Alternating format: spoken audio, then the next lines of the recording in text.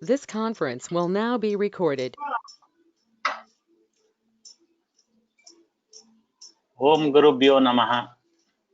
The Supreme Yoga, Yoga Vasistam, ఉత్పత్తి ప్రకరణ యోగము 44వ రోజు 22 అక్టోబర్ 2020. ఒక పారాగ్రాఫ్ ముందు నుండి స్టార్ట్ చేస్తున్నాం madam. Okay. The world itself is the forest. It is a great void, but this void is seen only in the light of enquiry. This light of enquiry is the eye in the parable. This wisdom is accepted by some and rejected by others who continue to suffer. They who accept it are enlightened. అంతవరకు నిన్న చేసాం.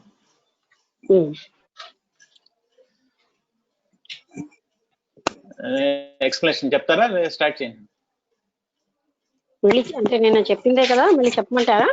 అంటే ఇది ప్రపంచం, ఈ world అన్నది ఒక jungle, ఒక ఫారెస్ట్ లాగా అన్నమాట.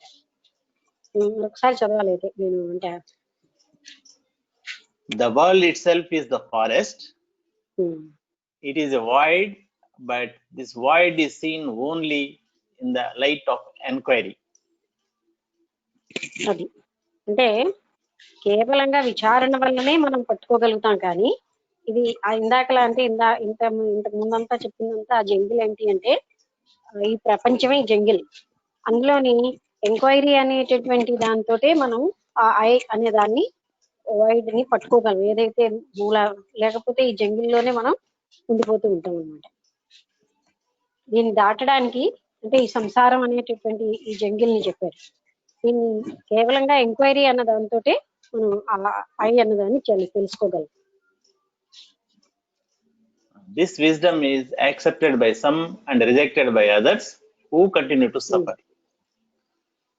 ఈ జ్ఞానం కొంతమంది ఆమోదిస్తారు, కొంతమంది తిరస్కరిస్తారు. ఎవరైతే తిరస్కరిస్తున్నారో వాళ్ళు సఫర్ అవుతూనే ఉంటారు అన్నమాట. కంటిన్యూస్ గా అంటే నిరంతరాయంగా బాధలోనే ఉంటారు. They who accept it are enlightened. ఎవరైతే దీన్ని ఆమోదిస్తున్నారో వాళ్ళే ముక్తిని పొందుతున్నారు. ఇక్కడ నుంచి కంటిన్యూ చేస్తాం. The person with thousands of arms is the mind with countless manifestations. అంటే వేల కొద్ది చేతులు అని చెప్పింది ఏమిటి అంటే ఎన్నో రకాలైనటువంటి కోటాను కోట్ల ఆలోచనలు ఉన్న ఈ మనస్సునే అక్కడ ఆ రకంగా వర్ణించారు. The mind punishes itself by its own latent tendencies and restlessly wanders in this world. అంటే the mind is punishes itself. Mind తను తానే పనిష్ చేసుకుంటుంది అనమాట. తనకు ఉన్నటువంటి లేటెంట్ అంటే లోపల ఉన్నటువంటి ఆ ఎనర్జీస్ వల్ల, శక్తుల వల్ల తను తానే అది పనిష్ చేసుకుంటుంది. The blind well in the story is hell and the banana grove is heaven.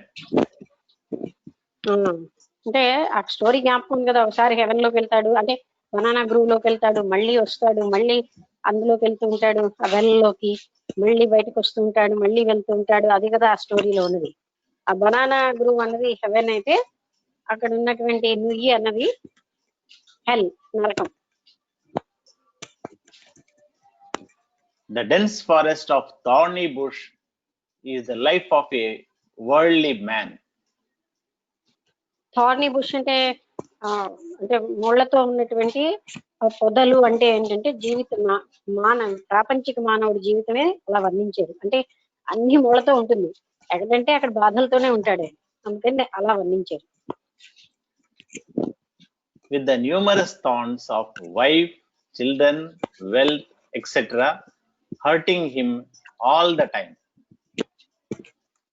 ఇవి మానవుడికి ఇవన్నీ హంట్ చేస్తూ ఉంటాయి, అంటే అతన్ని వెంటాడుతూ ఉంటాయి. ఏంటేంటి అనేకమైనటువంటి అంటే న్యూమరస్ చిల్డ్రన్ కదా, numerous thorns.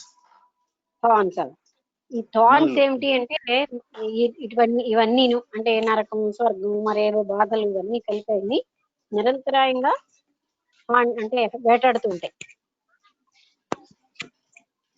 the mind now wanders into hell, now into heaven, and now into the world of human beings. అందుకే ఒకసారి హెవెన్ లోకి, ఒకసారి హెల్ నరకంలోకి, ఒకసారి స్వర్గంలోకి, ఒకసారి మానవులు ఉన్నటువంటి హ్యూమన్ బీయింగ్స్ ఉన్నటువంటి ప్రపంచంలోకి ఒకసారి మనసు ఇటు అటు తిరుగుతూ ఉంటుంది. అంటే ఆ కథ మనకి ఇప్పుడు ఒకసారి చదివేస్తే బాగుందేమో, గుర్తుంది అనుకుంటాను. అందులో ఒకసారి ఆ నూతిలోకి వెళ్తాడు, మళ్ళీ బయటకు వస్తాడు, ఒక్కొక్కప్పుడు అక్కడ అందులోంచి రాలేకపోతూ ఉంటాడు. ఆ తర్వాత ఈ బనానా బుష్ లోకి వెళ్తాడు, మళ్ళీ బయటకు వస్తాడు, మళ్ళీ ఇక్కడ ఇలా అంటే ఏంటి, ఓసారి స్వర్గాన్ని పొందుతాడు, మళ్ళీ వెనక్కి వస్తాడు, మళ్ళీ నరకాన్ని పొందుతాడు, మళ్ళీ వస్తుంటాడు, ఒక్కొక్కప్పుడు నరకం నుంచి బయటకు రాలేకపోతూ ఉంటాడు. తర్వాత థార్నీ బుషెస్ అంటే ఈ సంసార సాగరంలో ఉంటూ ఉంటాడు ఒక్కొక్కసారి. ఇది మానవుడి జీవితం అని సింబాలిక్ గా చెప్పారు కదా. Even when the light of wisdom shines on the life of the deluded mind, it foolishly rejects it. జ్ఞానం అన్నది మనస్సు మీదనా? Deluded మైండా? Deluded mind, life of the deluded mind. అది అంటే జీవించిన వ్యక్తిలో భ్రాంతియుతమైన మనస్సు మీద ఇది జ్ఞానం ఉంచినా సరే ఆయన ఒక్కొక్కప్పుడు దాన్ని రిజెక్ట్ చేసేస్తూ ఉంటాడు, తీసుకోడు. అంటే అది తీసుకున్న వాళ్ళు ముక్తిని పొందుతారు, రిజెక్ట్ చేసిన వాళ్ళు ముక్తిని పొందట్లేదు. Considering that wisdom is its enemy. చాలా మంది ఇలాగే ఉంటారు కదా, ఈ జ్ఞానం ఏమో వాళ్ళ శత్రువు అని అది తీసుకోరు. అంటే ఇప్పుడు మనం కూడా చూస్తున్నాం, చాలా మనము జ్ఞానం వస్తే మన వాళ్ళు పాడైపోతారంట. ఏమిటి, ఈ సంసారం నరకంలోనే నిరంతరంగా ఉంటే పాడైపోరన్నమాట. అది అలాంటి భావంతో ఆ జ్ఞానం వాళ్ళ దగ్గరికి వచ్చిన ఆ మనసు దాన్ని తీసుకోదు. Then it weeps and wails in distress. అది నిస్పృహతోటి ఏడుస్తూ ఉంటుంది అన్నమాట, దుఃఖంతో ఉంటుంది. Sometimes it experiences an imperfect awakening and it renounces the pleasures of the world without proper understanding. అది ఏం చేస్తూ ఉంటుంది, ఒక్కొక్కప్పుడేమో ప్లెజర్స్ ఆఫ్ ది వరల్డ్ ని తీసుకుంటే, ఒక్కొక్కప్పుడు ఇంపర్ఫెక్ట్ Awakening. ఒక్కొక్కప్పుడు పూర్తిగా కానీ ఒక జాగరూక అంటే జ్ఞానం వస్తూ ఉంటుంది. మళ్ళీ ఎప్పుడు కూడా ఈ ప్రాపంచికమైనటువంటి ఈ ముళ్ళల్లోనే ఉంటూ ఉంటుంది. అంటే ఇటు అటు వెళ్తుంటుంది, కానీ దానికి ఎప్పుడు పూర్తి అవేకనింగ్ కి ఇష్టపడటం లేదు.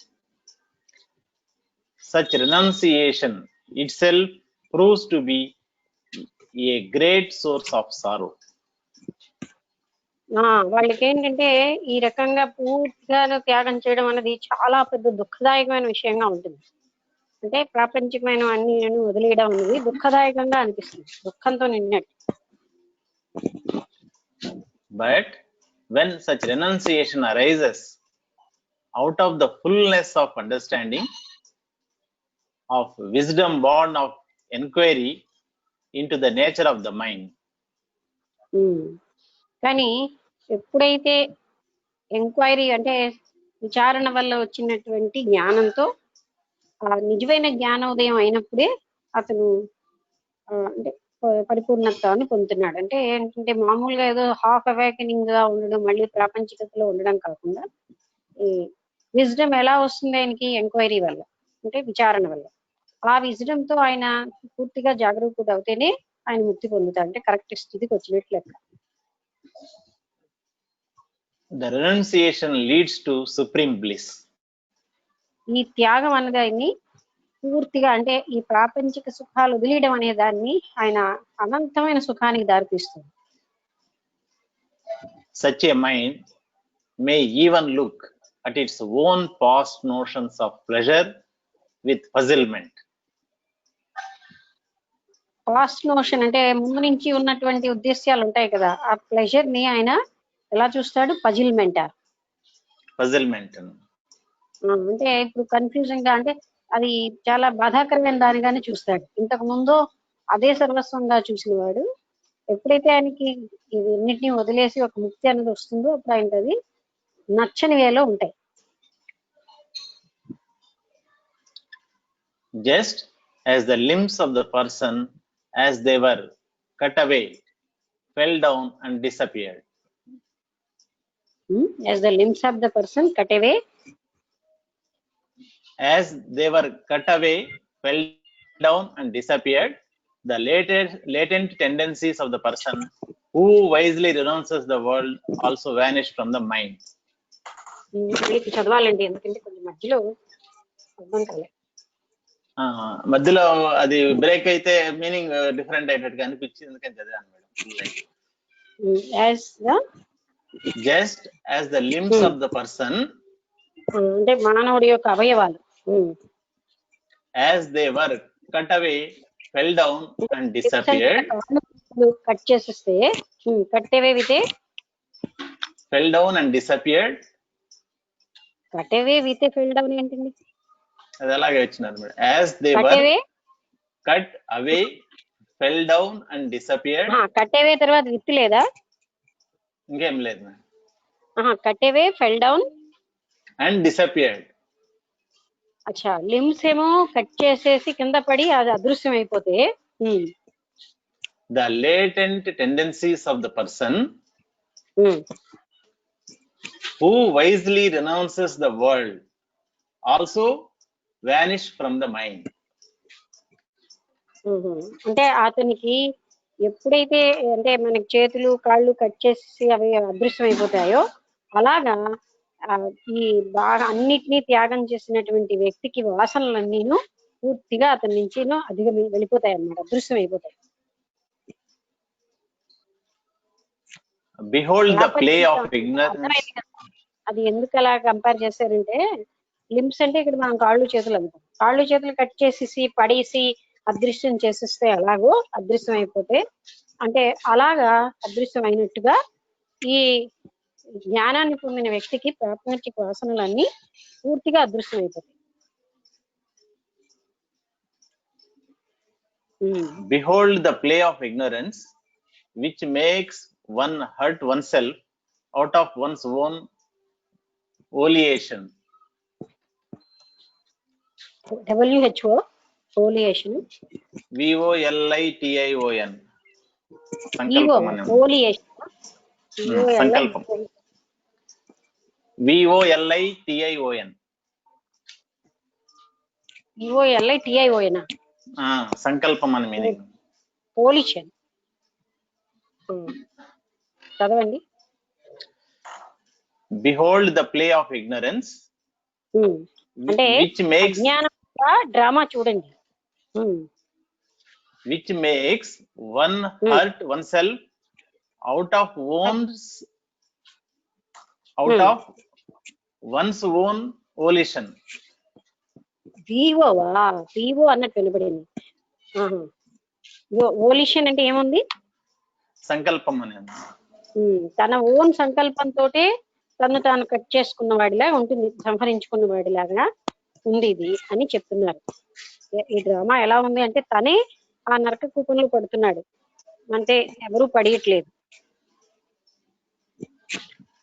And which makes one run hither and thither in meaningless panic.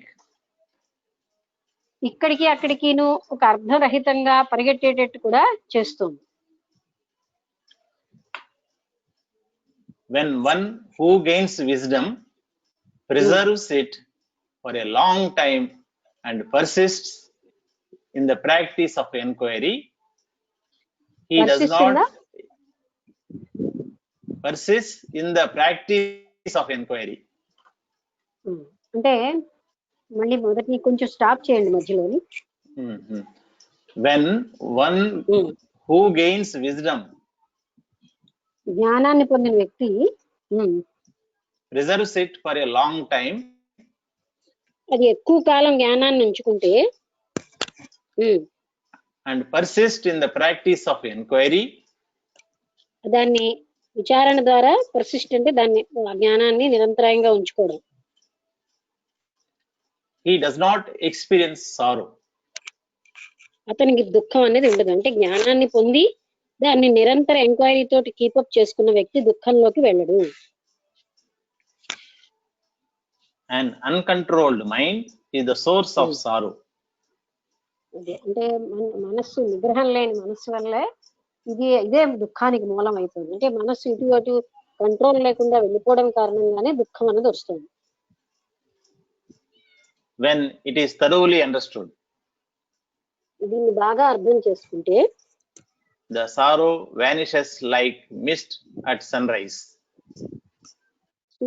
సూర్యోదయం అయ్యాక మంచి ఎలా కరిగిపోతుందో దుఃఖం అలాగే కరిగిపోతుంది. అంటే సారోని బాగా మనం అర్థం చేసుకుంటే, అంటే అండర్స్టాండ్ అండ్ అబ్జర్వ్, అప్పుడే సారో కరిగిపోతుంది. దాని నుంచి పారిపోతే రాదు, దాన్ని అణిచిపెడితే రావదు, అది కరిగిపోదు. దాన్ని అబ్జర్వ్ చేసి దాంట్లోంచి అప్పుడు మాత్రమే అది కరిగిపోతుంది. The absolute Brahman is omnipotent. ఆ పరబ్రహ్ముడు మాత్రం అనంత శక్తిశాలి, పరబ్రహ్మతత్వం. And there is nothing which is outside of it.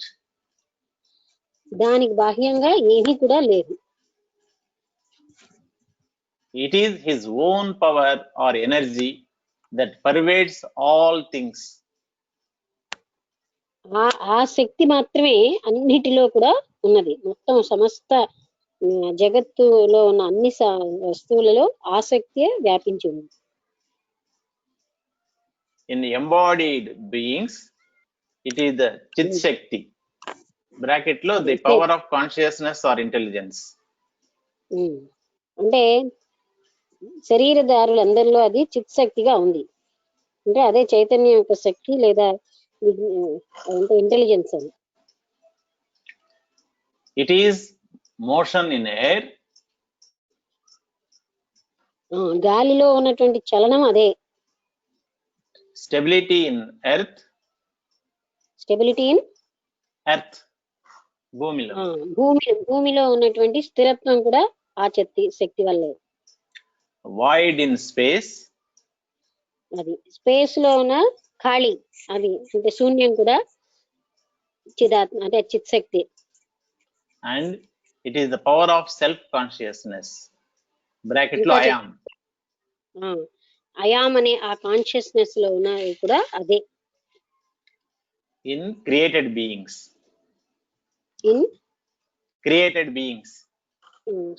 సృష్టించబడిన వాళ్ళందరిలో ఐ అన్న కాన్షియస్నెస్ కూడా అదే అయ్యింది.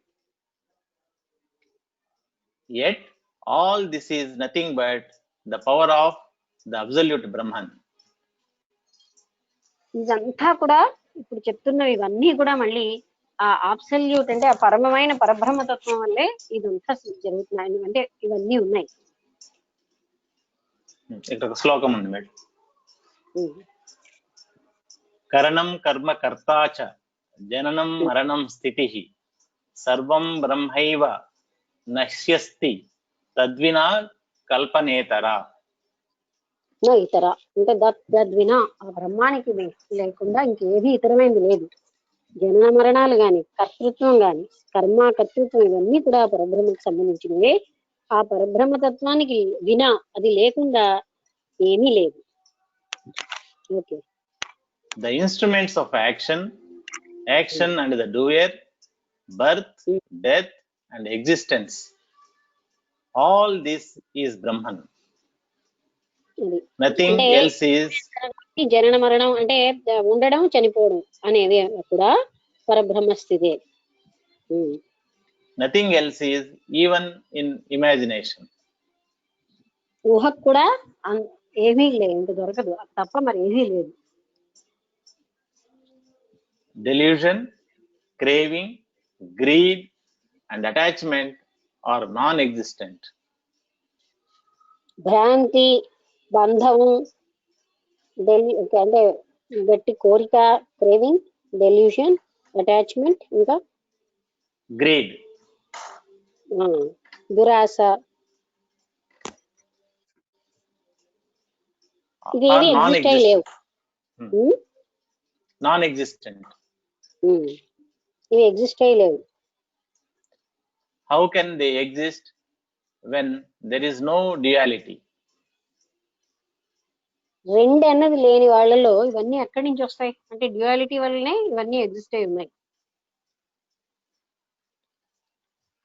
When bondage is non-existent, surely liberation is false too. బంధం కూడా లేనే లేదు, అలాగే బంధమే లేనప్పుడు ముక్తి లేదు. ఇది అన్ని అసలు ఎగ్జిస్ట్ అయి లేవు, మనోభావాలతోనే ఇవన్నీ ఉన్నాయి.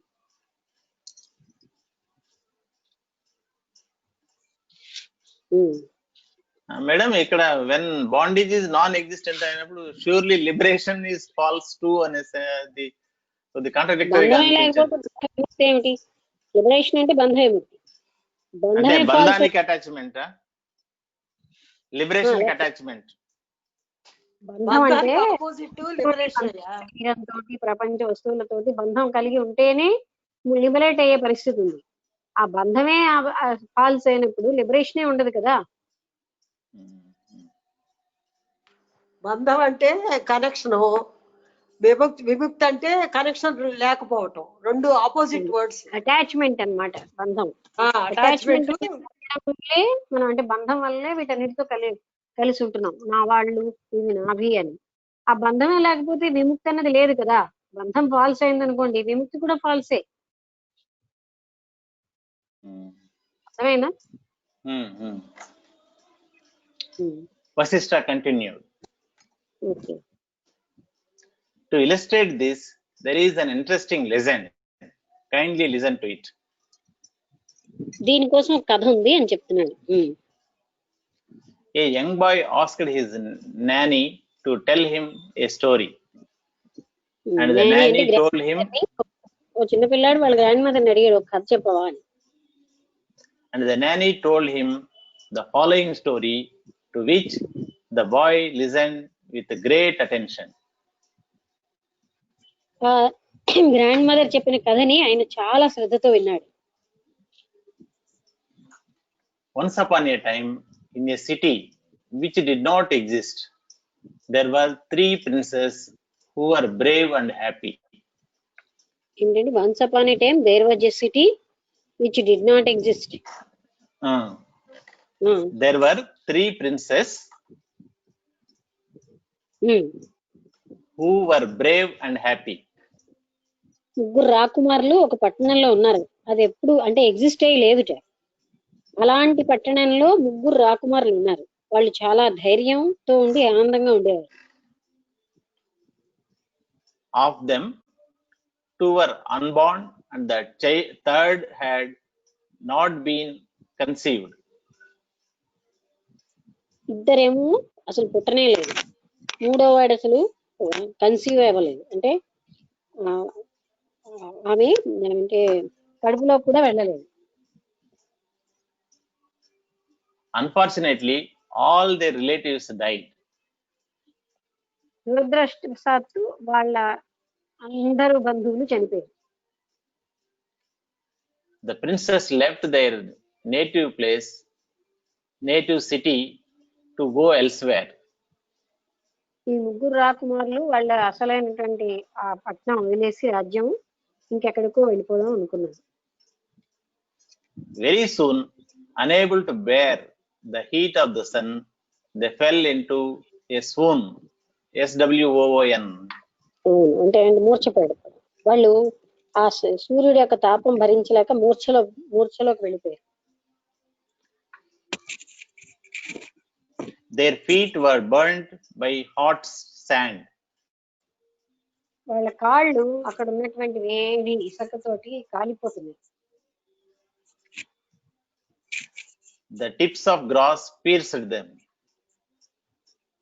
అక్కడ ఉన్న గ్రాస్ అంటే గడ్డి వాళ్ళు గుచ్చుకుంటుంది అనమాట. They reached the shade of 3 trees. వాళ్ళు 3 చెట్ల యొక్క నీడలోకి వెళ్ళారు. 3 trees కదా, Shades of 3 trees, of which 2 did not exist and the third had not even been planted. ఆ 3 ట్రీస్ లో ఒక ట్రీ అసలు 2 ట్రీస్ అందులో లేనే లేవుట, ఒక ట్రీనేమో ఇంకా వాళ్ళు పాతనే లేదుట. After resting there for some time and eating the fruits of those trees, after resting there, అక్కడ అవును రెస్ట్ తీసుకుని కొంత టైము ఆ చెట్ల యొక్క ఫలాల్ని తిన్నాడు ఆయన. they proceeded further. అప్పుడు వాళ్ళు ఇంకా ముందుకు వెళ్ళాలనుకున్నారు, అంటే కొంతకాలం దాని దగ్గర విశ్రాంతి తీసుకుని ముందుకు వెళ్దాం అనుకున్నారు. They reached the banks of 3 rivers. Of them 2 were dry, and in the third there was no water. They reached the banks of 3 rivers. 3 reverse అంటే 3 నదుల యొక్క ఒడ్డున. Of them 2 were dry, and in the third there was no water. Dry అంటే no వాటరే కదండి.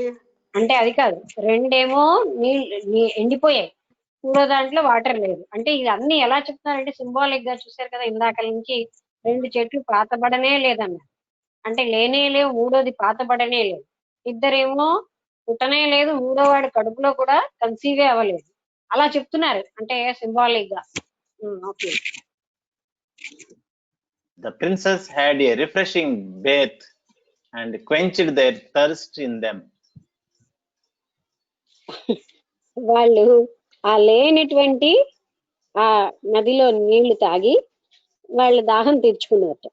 అంటే వాటరే లేని ఆ నదిలో, అది పట్టణమే లేదంటున్నారు కదా, there was no city existed అంటున్నారు. అదే ఇది చాలా విచిత్రంగా చెప్తున్నారు. లేని పట్టణంలో 3 రాకుమారులు ఉన్నారని అలా. They then reached a huge city which was about to be built. They reached A Huge city ఒక పెద్ద పట్టణానికి వచ్చారు, which was about to be built. ఇంకా దాన్ని కన్స్ట్రక్ట్ చేయలేదు, అలాంటి పట్టణానికి వచ్చారు. అంటే పట్టణం ఇంకా పట్టణంగా అవని పట్టణానికి వచ్చారు అనమాట. అన్ని అలాంటివే ఇస్తున్నారు ఇక్కడ. Entering it, they found 3 palaces of exceeding beauty. ఎంతో సౌందర్యవంతమైన 3 భవనాలు చూశారు వాళ్ళు లోపలికి రాగానే పట్టణంలో. Of them 2 had not been built at all, and the third had no walls. Third had no walls. ముందు 2 కట్టబడలేదు, మూడో దానికి గోడలే లేవు. అంటే చూసారా, ఆ లేని సిటీలు ఎంతో సౌందర్యంగా ఉన్నాయని చెప్తున్నారు ఆ భవనాలు, సిటీలు. They entered the palaces and found 3 golden plates. ఆ భవనాల్లోకి వాళ్ళు వచ్చి 3 గోల్డెన్ అంటే బంగారంతో ఉన్న ప్లేట్స్ కదా, పళ్ళాలు చూసారు. 2 of them had been broken. 2 of them had been broken into 2, and third had been pulverized. పల్వరైజ్డా అంటే దాన్ని ఇంకా పోతే పోయలేదు, హెడ్ బిన్ పల్వరైజ్ పోత పోస్తున్నారట. ఈ 2 ఏమో విరిగిపోయాట. అంటే అన్ని కూడా లేవు లేవు లేవు అని చెప్తున్నారు చూడండి. లేని వాటిలో రెస్ట్ తీసుకున్నాడు, లేని నీటిలో నీళ్లు తాగారు, అసలు పట్టణమే లేదు అసలు. They took hold of the one which had been pulverized. ఏదైతే అప్పుడే పోత పోయబడిందో అది పట్టుకున్నారు వాళ్ళు. పల్వరైజ్డ్ అంటే కదా పోత పోయడమేనా? అదే అంట. చూడండి ఒకసారి పల్వరైజ్డ్ అది ఇక్కడ దీంట్లో రాలేదు మేడం, మీనింగ్ రావట్లే. సరే సరే. అంటే ఇక్కడ చెప్పడం ఏంటంటే మూడోది 3 లేవని చెప్పడానికి రకరకాలుగా చెప్తున్నారు. They took 99 minus 100 grams of rice and cooked it. 99 minus 100 అంటే 100 grams of rice. 39 నుంచి 100 తీసేస్తే ఎంత రైస్ ఉంటుందో దాన్ని వాళ్ళు కుక్ చేసుకున్నారంటే ఏమీ కుక్ చేసుకోలే కానీ ఎలా ఉందో చూడండి కథ అంతా. They then invited 3 holy men to be their guests.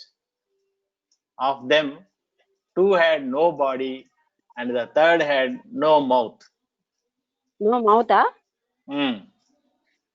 ముగ్గురు మహాత్ముల్ని పెంచారు వాళ్ళు. అందులో ఇద్దరికి ఇంకా శరీరాలే లేవు, మూడో ఆయనకి నోరు లేదు.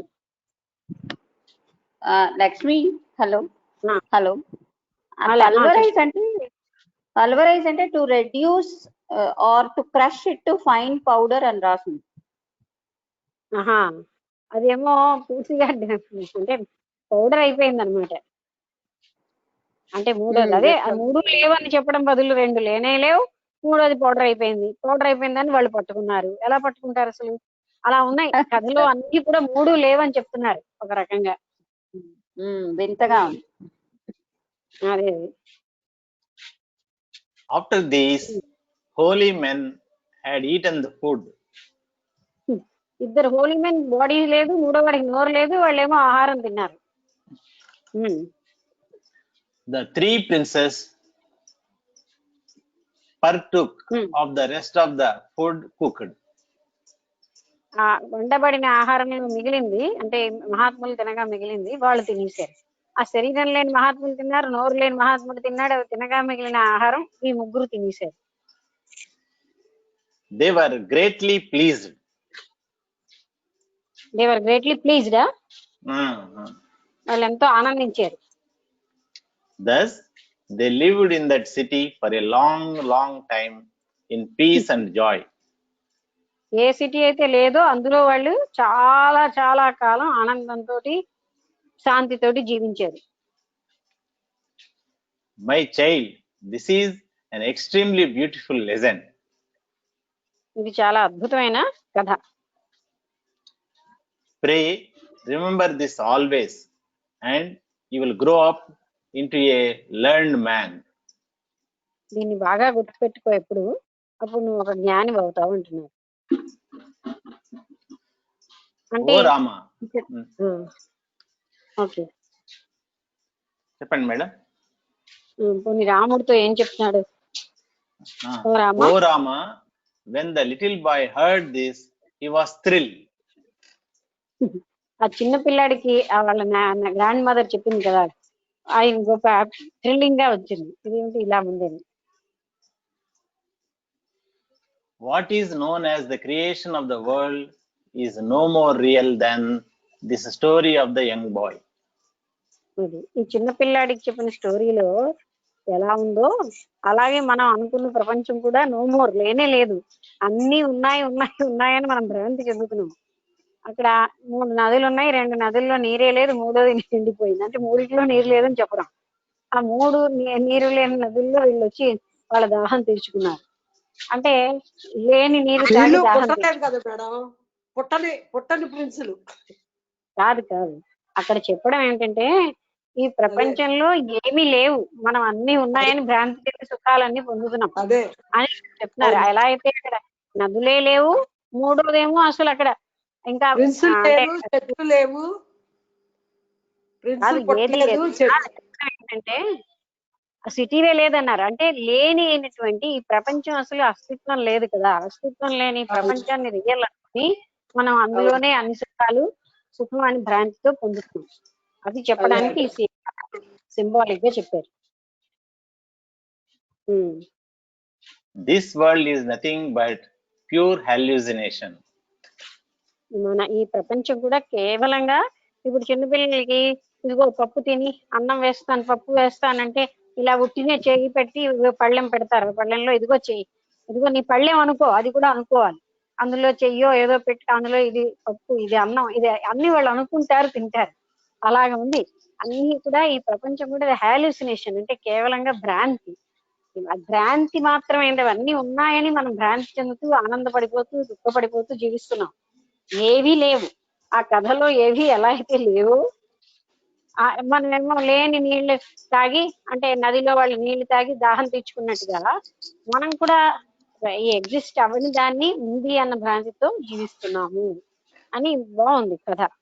ఎగ్జిస్ట్ అవని ప్రపంచాన్ని చెప్తున్నారు. జగత్ అన్నది అసలు అస్తిత్వమే లేని జగత్తు అస్తిత్వం ఉందనుకున్నట్టు వాళ్ళు లేని నీళ్లు తాగారు, లేని అన్ని చోట్లకి వెళ్ళారు, లేని ప్లేట్లు వాళ్ళు లేని మహాత్మునికి భోజనం పెట్టారు, అలాగే మిగతాది భోజనం వాళ్ళు తిన్నారు. ఇలాగే ఉంటుంది మనకు కూడా అని చెప్తున్నారు.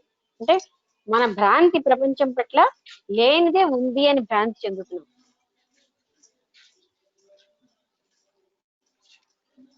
It is nothing more than an idea. అంటే మన ఐడియా మాత్రమే, ఇది ఉద్దేశ్యంలోనే ఉంది కానీ అది లేదు అసలు అని రిపీటెడ్ గా చెప్తున్నారు. In the infinite consciousness, the idea of creation arose, and that is what is Rama. అనంతమైన చైతన్యంలో ఒక ఐడియా వచ్చింది. అంటే ఏంటి? క్రియేషన్ అనే ఒక ఐడియాతో అది జగత్తుగా భాసిల్లింది. కేవలంగా ఒక సంకల్పం వచ్చి జగత్తుగా అయిపోయింది. ఇక్కడ ఒక శ్లోకం ఉంది మేడం, ఇది పెద్ద లెంగ్తీ శ్లోకం. ఇది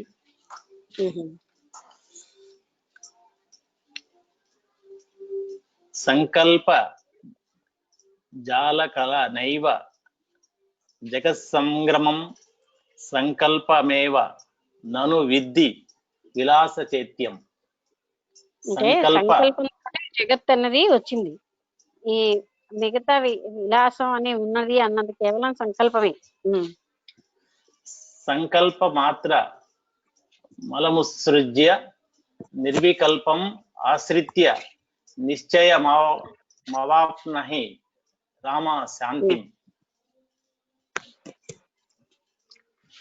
మీనింగ్ ఏంటంటే this world is nothing more than an idea.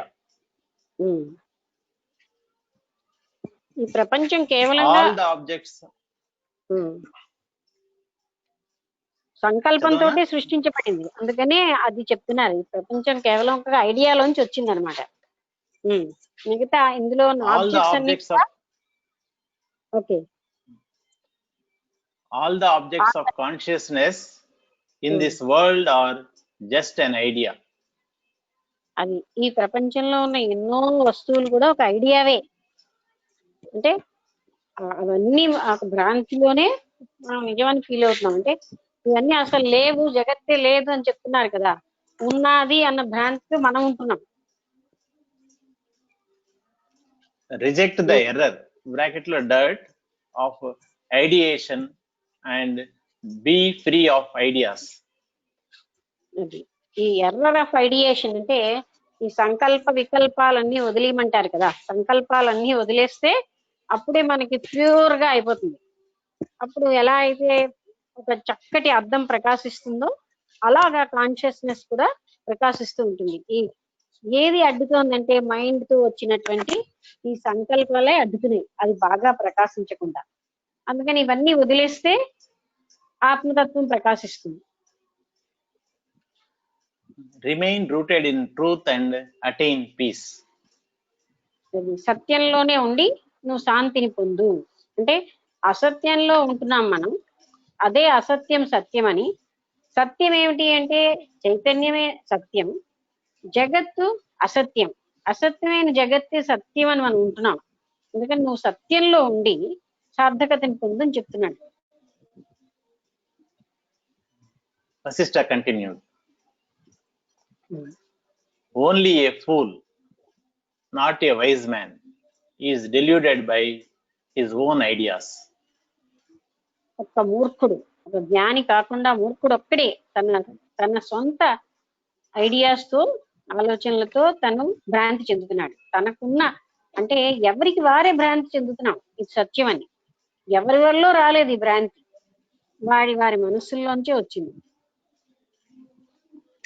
It is a fool who thinks that the imperishable is perishable and gets deluded.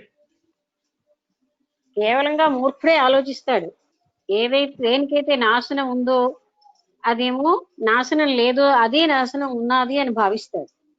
అంటే జ్ఞాని అలాగ భావించడు, మూర్ఖుడే అలా భావిస్తాడు. Egotism is but an idea based on a false association of the self with the physical elements. అంటే self ఆత్మ physical elements తోటి భౌతికమైన పదార్థాలతో కలిసినప్పుడే ఇగోటిజం అన్నది మొదలవుతుంది, అంటే అహంకారం. When one alone exists in all this as the infinite consciousness, how has what is called egotism arisen? అంటే కేవలంగా ఆత్మ చైతన్యమే అంతటా ఉన్నది, కానీ ఇది వస్తు సముదాయంతో కలిసి ఈగోటిజం గా స్టార్ట్ అవుతుంది. అంటే ఈ నేను, ఇది నేను, నాది అనేవన్నీ కూడా ఈ బాహ్యమైనటువంటి వాటితో కలవడం వల్లే ఈగోటిజం స్టార్ట్ అయింది. In fact, this egotism does not exist anymore than water exists in the mirage. అంటే అసలు ఈ ఈగోటిజం అన్నది ఎక్కడా లేదు, ఇక్కడ ఎక్కడుంది నీ అహంకారం అంటే ఎవరు చెప్పలేరు. ఎలాగైతే మిరేజ్ అంటే ఎండమావిలో నీరు అసత్యము, ఈ ఈగోటిజము అలాంటిది. Therefore, O Rama, abandon your imperfect vision which is not based on fact. అందుకని రామ, నువ్వు నీ యొక్క అసంపూర్ణమైనటువంటి ఆ దృష్టిని వదులుకో, భ్రాంతిమయమైన దాన్ని, అప్పుడు నువ్వు పర్ఫెక్ట్ అయిపోతావు. ఇంపర్ఫెక్ట్ గా ఉన్న అసంపూర్ణుడుగా ఉన్న నువ్వు పూర్ణుడు అయిపోతావు. అంటే ఈ భ్రాంతి దృష్టిని వదిలేసి సత్యాన్నే చూడు అని చెప్తున్నారు. Rest in the perfect vision which is of the nature of bliss and which is based on truth. ఆ పర్ఫెక్ట్ విజన్ మీదే ఆధారపడు, ఏదైతే బ్లిస్ అంటే అనంతమైనటువంటి ఆనందాన్ని ఇస్తుందో, ఇంకోటి ఏంటంటే which is based on Truth. సత్యం. ఈ రెండింటి మీద ఆధారపడిన దాని మీదనే నువ్వు ఉండు. Enquire into the nature of truth. సత్యం ఏమిటి అని దాన్ని పూర్తిగా అంటే విచారణ చేయమంటున్నాడు. ఎంక్వైరీ అంటే విచారణ. Abandon falsehood. ఫాల్స్హుడ్ అదే అనిత్యం అసత్యం అన్నది అంతటిని నువ్వు తీసేయి. అంటే అబాండన్ అంటే బహిష్కరించి. ఇక్కడ ఒక శ్లోకం ఉంది మేడం. అబద్ధో బద్గ ఇత్యుక్త్వా కిం శోచసి ముదైవహి అనంతస్యాత్మ తత్వస్య కిం కథం కేన బధ్యతే. You are ever free.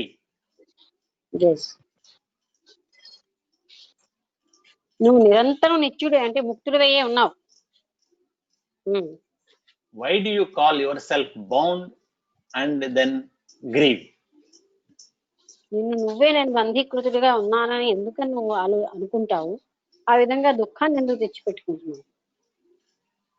The self is infinite.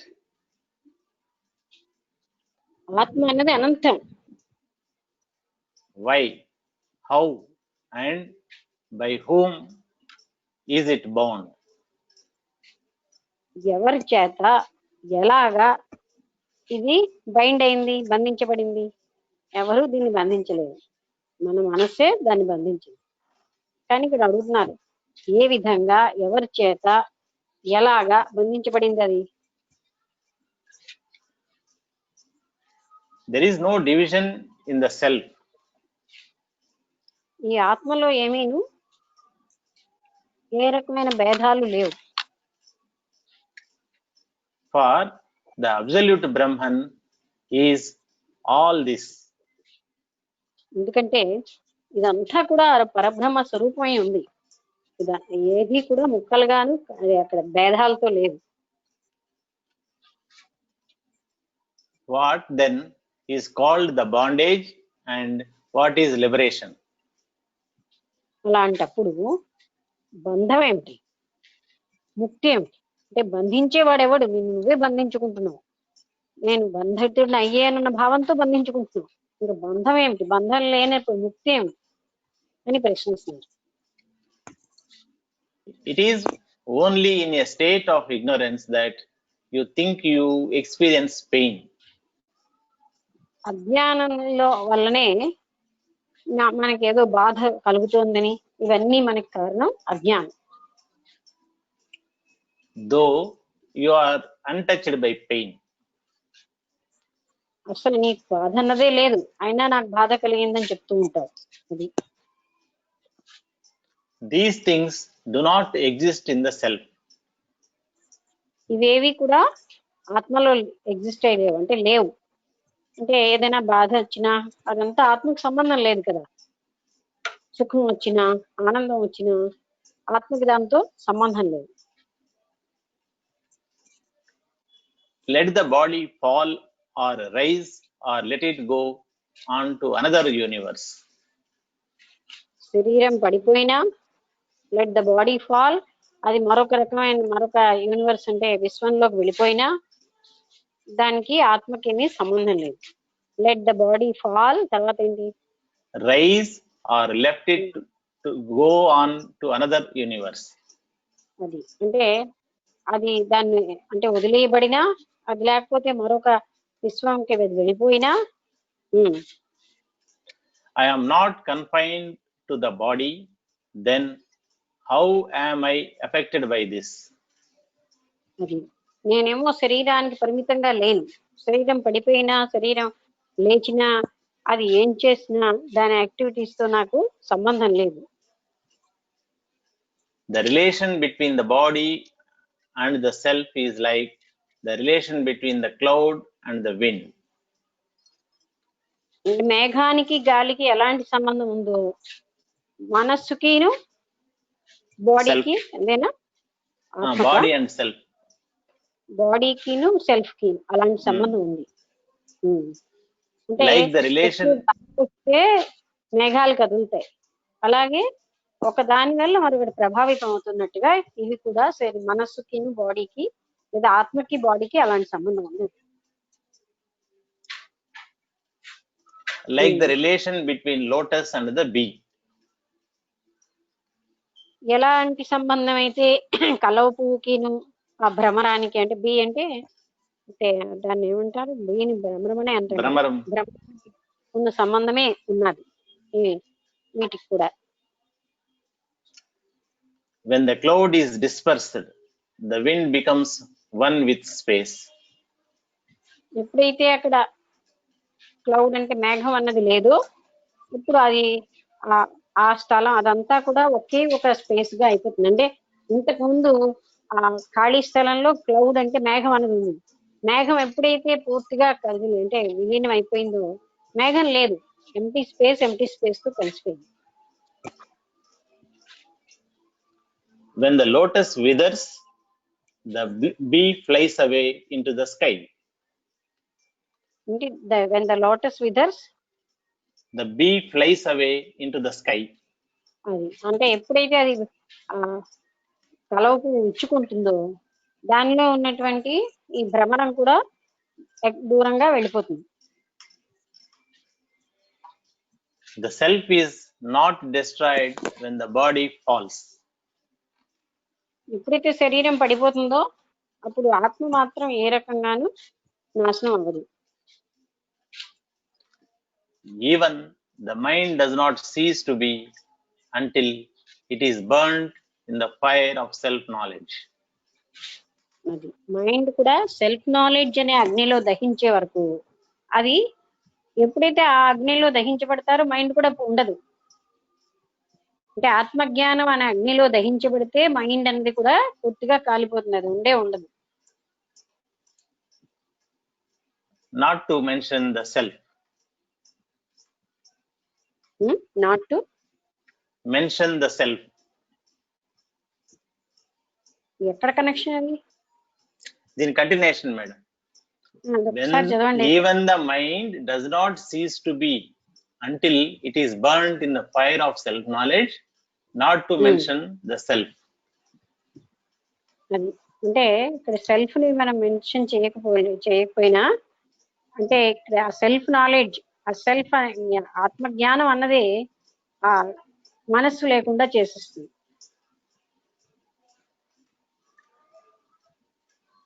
Death is but the wheeling మళ్ళీ by ఒకసారి time అది and space. మళ్ళీ ఒకసారి సెంటెన్స్ చదివి చెప్పండి మేడం. ఏంటండి మేడం? ఆ సెంటెన్స్ ఒకసారి మళ్ళీ రిపీట్ చేయమనండి, కరెక్ట్ గా రాలేదేంటో. అంటే ఇక్కడ ఆ మనస్సు ఆత్మజ్ఞానం వల్ల దహించిపోతుంది. ఎప్పుడైతే మామూలుగా బాడీ పడిపోతుంది అంటే బాడీ మృత్యు వల్ల పడిపోతుంది, మనస్సుకి ఆత్మజ్ఞానం రావడం వల్ల మనస్సు లేకుండా అయిపోతుంది, దహించుకుపోతుంది.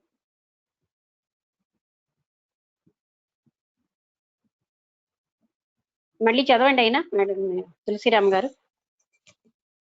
Even the mind does not cease to be until it is burnt in the fire of self knowledge, not to mention the self. Not to mention the self అంటే ఇక్కడ సెల్ఫ్ నే మెన్షన్ చేయక్కర్లే. అంటే సెల్ఫ్ నాలెడ్జ్ అన్నది ఎప్పుడైతే వచ్చిందో ఇంకా నేను అనేది ఎప్పుడైతే మనస్సు అన్నది లేదో ఈ మిథ్యా నేను అన్నది కూడా పోయింది. ఎప్పుడైతే ఆత్మజ్ఞానం వచ్చిందో ఈ మనస్సు పూర్తిగా సీజ్ టు బి అంటే స్టాప్ టు బి ఉండదు, ఇంకా ఎగ్జిస్ట్ అయ్యి లేదు, మనస్సును మనోనాశనం అయిపోయింది. అక్కడ మనస్సు ఉన్నంతసేపు నేను అన్నది ఉంటుంది. ఈ సెల్ఫ్ నాలెడ్జ్ అంటే అసలైనటువంటి ఆత్మజ్ఞానం వల్ల ఏం తెలుస్తుంది, చైతన్యం ఒకటే. అప్పుడు మనస్సు అన్నది పూర్తిగా సీజ్ టు బి అంటే అది ఉండదు. అంటే అర్థమైందా? మనస్సు కూడా ఆత్మజ్ఞానం వచ్చాక మనస్సుకు ఉండదు, అస్తిత్వం లేదు. అక్కడ డజంట్ సీజ్ టు బి అనేది అన్నాడు. సీజ్ అంటే ఏంటండి? స్టాప్. డస్ నాట్ సీజ్ అని వచ్చింది చూడండి. అంటే does not stop to be. అక్కడ అసలు అది కాదు. అంటే మనకి కన్స్ట్రక్షన్ ఎలా ఉన్నా విషయం ఏంటంటే వెన్ దేర్ ఈ సెల్ఫ్ నాలెడ్జ్, ఆ సెల్ఫ్ నాలెడ్జ్ తో మనస్సు అనేది దహించిపోతుంది, మనస్సు ఉండదు.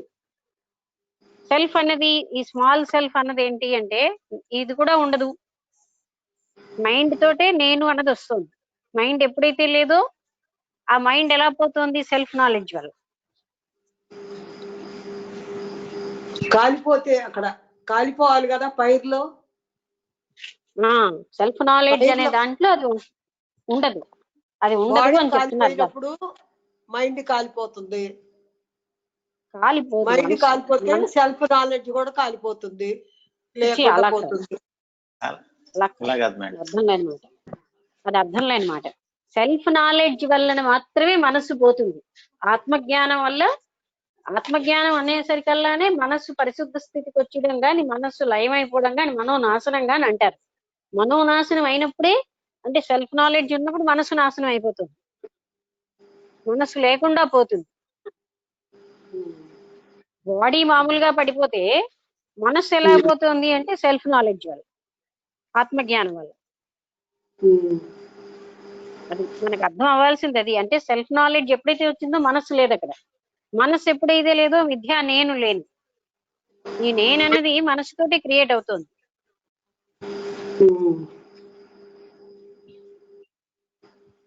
మామూలుగా చనిపోతే మనస్సు కాలిపోదు, మనస్సు మళ్ళీ ఫార్వర్డ్ అవుతుంది. కేవలంగా ఆత్మజ్ఞానం వల్లే మనస్సు లేకుండా పోతుంది. No need to mention self అన్నాడు కదా, దానికి అంటే ఆ సెల్ఫ్ ఏంటి? అక్కడ మనస్సు ఎప్పుడైతే లేదో సెల్ఫ్ లేదు. A self? ఎస్ స్మాల్, నేను అన్న సెల్ఫ్ లేదు. మీరు ఇలా మక్కి ట్రాన్స్లేషన్ లో ఎలా తీసుకోవాలంటే ఇక్కడ స్మాల్ ఎస్ ఉంటుంది. స్మాల్ ఎస్ అంటే నేను అని ఈ విద్య నేను అక్కడ లేదు. ఈ నేను ఎంతసేపు ఉంటుంది? మనస్సు ఉన్నంతసేపే. మనస్సుతోటి నేను తయారు చేయబడింది. అందుకే థాట్ లేకపోతే గో బియాండ్ థాట్ అంటే గో బియాండ్ ఐ అని అర్థం. When thought is there, I is there. నేను అన్నది మనసుతో నిర్మించబడింది. అర్థమైందా? ఇక్కడ సెల్ఫ్ అనేది రెండు రకాలుగా, క్యాపిటల్ తోను స్మాల్ తో రెండింటితో చూపిస్తున్నాడు. క్యాపిటల్ సెల్ఫ్ అంటే ఆ పూర్తి ఆత్మతత్వం, ఆత్మ చైతన్యం. స్మాల్ సెల్ఫ్ అంటే మిథ్యా సెల్ఫ్, నేను నేనని మనం ఇప్పుడు మనం వ్యవహరిస్తున్నామే, దిస్ ఈజ్ స్మాల్ సెల్ఫ్.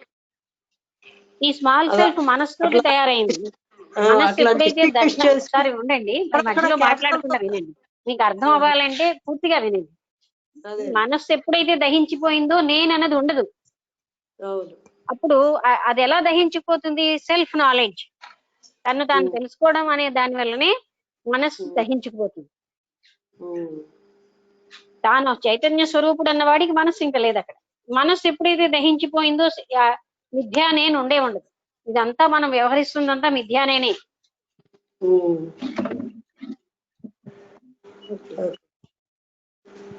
అంటే ఈ బుక్స్ లో సెల్ఫ్ అనేది క్యాపిటల్ తో కూడా చూపించాడా? ఏమో మరి నాకు తెలియదు, కానీ అసలు విషయం ఏంటంటే క్యాపిటల్ పెట్టనండి పెట్టకపోనండి, జ్ఞానం ఏం చెప్తోంది? ఆత్మజ్ఞానం వల్ల మనస్సు ఉండదు. అదే మనస్సు ఎప్పుడైతే లేదో ఈ నేను అన్న వ్యవహారం నేను ఉండదు. ఇంకా ఆ సెల్ఫ్ ఉండకుండా పోదు కదా, ఎప్పుడు ఉండేది ఆత్మ చైతన్యం. అది ఉండని స్టేట్ టైమే ఉండదు.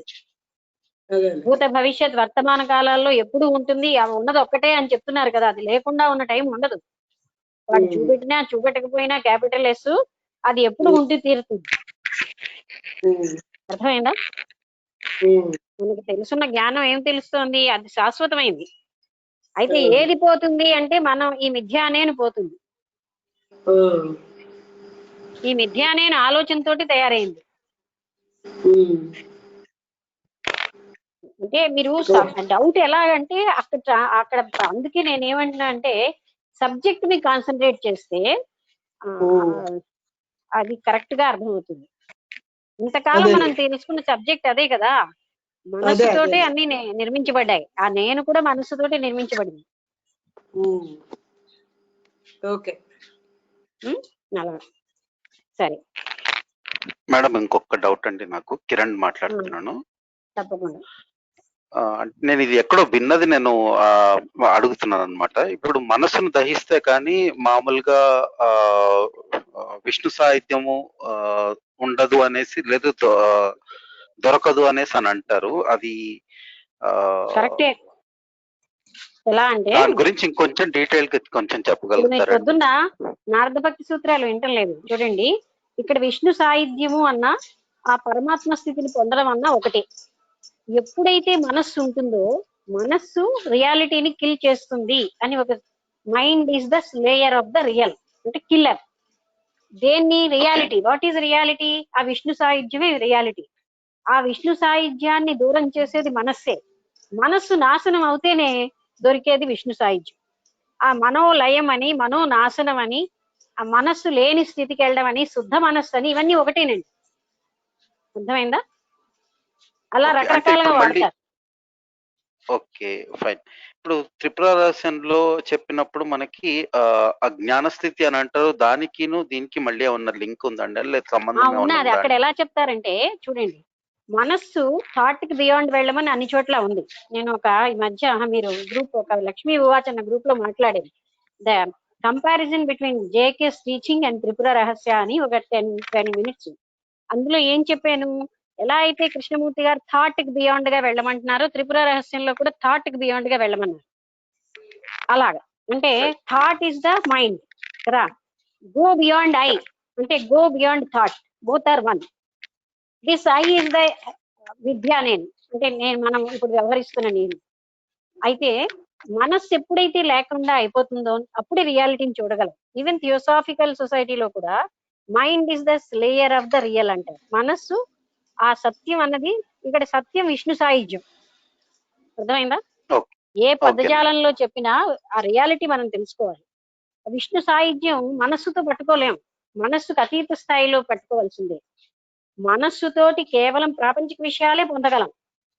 ఆ ఆత్మ చైతన్యాన్ని గాని, ఆ భగవత్ సాహిత్యం అంటే ఆయన యొక్క ప్రజెన్స్ కానీ మనం దీంతో పొందలేం. మనస్సుతో మనోలయం అయిపోవాలి. కొంతమంది మనోలయం అంటారు, మనోనాశనం అంటాం, లేకపోతే మనస్సు కావలకెళ్ళిపోమంటారు, శుద్ధ మనస్సు చేసుకోమంటారు, వికల్పాలు లేని మనస్సు. ఇవన్నీ కూడా ఒకటి. ఎప్పుడైతే మనసులో వికల్పాలు లేవో the mind is not there అని అర్థం.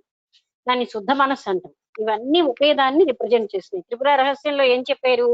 వికల్పాలు లేని మనస్సును తెచ్చుకోమన్నారు. అంటే వికల్పాలంటే విషయవాసనలు. విషయవాసనలు అన్నీ లేకపోతే ఉండదేంటి? శుద్ధమైన మనస్సు.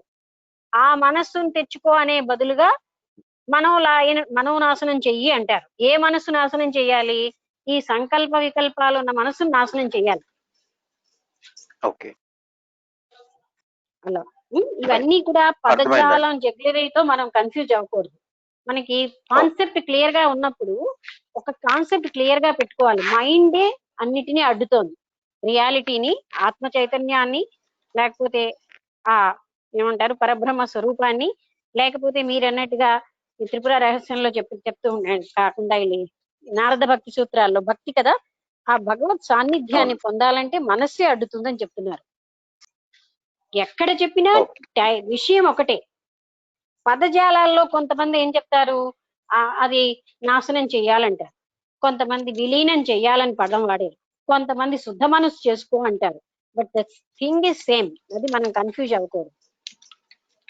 ఓకే ఓకే, అంటే నాకు ఇంకా కొంచెము అక్కడ అంటే నేను పూర్తిగా నాకు తెలుగు అంత బాగా రాదు, మీరు డీటెయిల్ గా ఎక్స్ప్లెయిన్ చేస్తున్నందువల్ల బాగా అర్థమవుతోంది. సో కొన్ని డౌట్స్ అలా అనుమానాలుగా మిగిలిపోయినా నేను అడుగుతూ ఉంటాను, ఏమనుకోవద్దండి. అచ్చా అడగడం మంచిదే. ఇప్పుడు నేను ఏమంటున్నానంటే ఈ పదాలు ఉన్నాయి కదా, మీరే కాదు తెలుగు వచ్చిన వాళ్ళైనా దీని డౌట్ అంటే కన్ఫ్యూజ్ అవుతారు. ఎందుకంటే విలీనం అవ్వడం ఒక దగ్గర ఉంది, మనస్సులే కరిగిపోవాలి, మనస్సు నాశనం అయిపోవాలి, మనస్సు శుద్ధ మనస్సు అయిపోవాలి. ఇవన్నీ కూడా ఒకే విషయాన్ని తెలియపరుస్తున్నాయని నేను చెప్తున్నాను.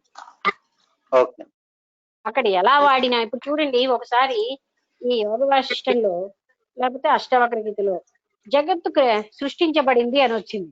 అదేమిటి ఇలా మాట్లాడుతున్నారు అనిపించింది, కానీ మళ్ళీ రిపీటెడ్ గా చెప్తున్నారు జగత్తు సృష్టించబడలేదు. అదే మనకి త్రిపుర రహస్యంలో చెప్పారు, జగత్తు భాసిల్లుతోంది కానీ సృష్టించబడలేదు. వాళ్ళు పొరపాటున సృష్టించబడిందని అక్కడ సెంటెన్స్ ఇచ్చినా మనం ఇలాగే అర్థం చేసుకోవాలి. అది సృష్టించబడింది అని చెప్తే మళ్ళీ తప్పు అయిపోయింది, మనకి అంత కన్ఫ్యూజన్ లోకి వెళ్ళిపోతాం. It is not created. అందుకని వాళ్ళు వాడిన పదాలకి మనం ఇప్పుడు మేడం నేను ఎందుకని ఆ పదం పట్టుకోవద్దు అంటున్నానంటే, ఆ పదాలతోటి maybe the sentence wrong but the concept is one కదా. నేను థాంక్స్ అండి, మీరు చెప్పింది నాకు అర్థమైంది. థాంక్స్ అండి. అందుకనే అది భాసిల్లుతోంది తప్ప క్రియేట్ అవ్వలేదు కనుక నాశనం లేదు జగత్తుకి. అయితే మనస్సు లయం అయ్యే వరకు అసలైనటువంటి ఆ చైతన్య స్థితి లేదా ఆత్మసాక్షాత్కారం మనకి జరగదు. అందుకే వాళ్ళు మనస్సు లయం చెయ్యాలి, మనస్సు నాశనం చెయ్యాలి, మనోనాశనం అవ్వదు తప్పనిసరి అంటారు. త్రిపుర రహస్యంలో శుద్ధ మనస్సు చేసి అని అంటారు. అంటే ఇలా నాశనం అన్నది వాడారు, శుద్ధ మనస్సు అన్నది వాడారు. ఓకే ఓకే, టైం కూడా అయింది మేడం. టైం అయిపోయిందా? నమస్కారం అంటే ఆపేద్దాం. Thank you. Good night madam.